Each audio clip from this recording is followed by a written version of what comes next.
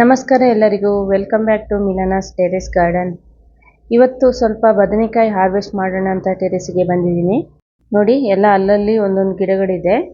ಎಲ್ಲ ಗಿಡದಲ್ಲಿ ಹುಡುಕಿ ಇವಾಗ ಹಾರ್ವೆಸ್ಟ್ ಮಾಡಬೇಕು. ಯೂಶ್ವಲಿ ನಾನು 2 ವಾರಕ್ಕೊಂದ್ಸಾರಿ ಹಾರ್ವೆಸ್ಟ್ ಮಾಡ್ತೀನಿ.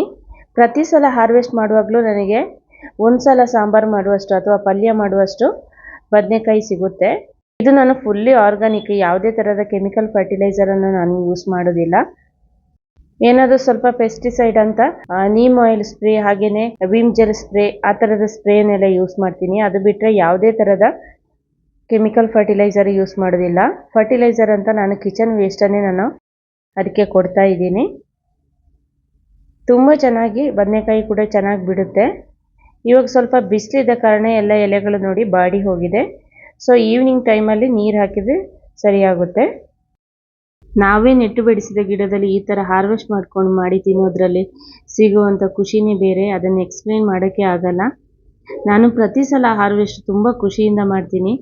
ಪ್ರತಿ ಸಲನೂ ನನಗೆ ಇಷ್ಟು ಕ್ವಾಂಟಿಟಿಯಲ್ಲಿ ಒಂದು 1/2 kg 1 kgಗಿಂತ ಒಂದೊಂದು ಸಲ 1.5 kg ಅಷ್ಟು ಕೂಡ ನನಗೆ ಸಿಕ್ಕಿದೆ ಹಾರ್ವೆಸ್ಟ್ ಮಾಡೋಕ್ಕೆ. ನೋಡಿ ಇವಾಗ ಎಷ್ಟು ಸಿಕ್ಕಿದೆ ಅಂತ ನೋಡಿ. ಸೊ ವಿಡಿಯೋ ಇಷ್ಟ ಆದರೆ ಲೈಕ್ ಮಾಡಿ, ಶೇರ್ ಮಾಡಿ, ಸಪೋರ್ಟ್ ಮಾಡಿ. ಹಾಗೆಯೇ ಯಾರೆಲ್ಲ ಇನ್ನೂ ನನ್ನ ಚಾನಲ್ಗೆ ಸಬ್ಸ್ಕ್ರೈಬ್ ಆಗಿಲ್ಲ, ಪ್ಲೀಸ್ ಸಬ್ಸ್ಕ್ರೈಬ್ ಮಾಡ್ಕೊಳ್ಳಿ. Thanks for watching.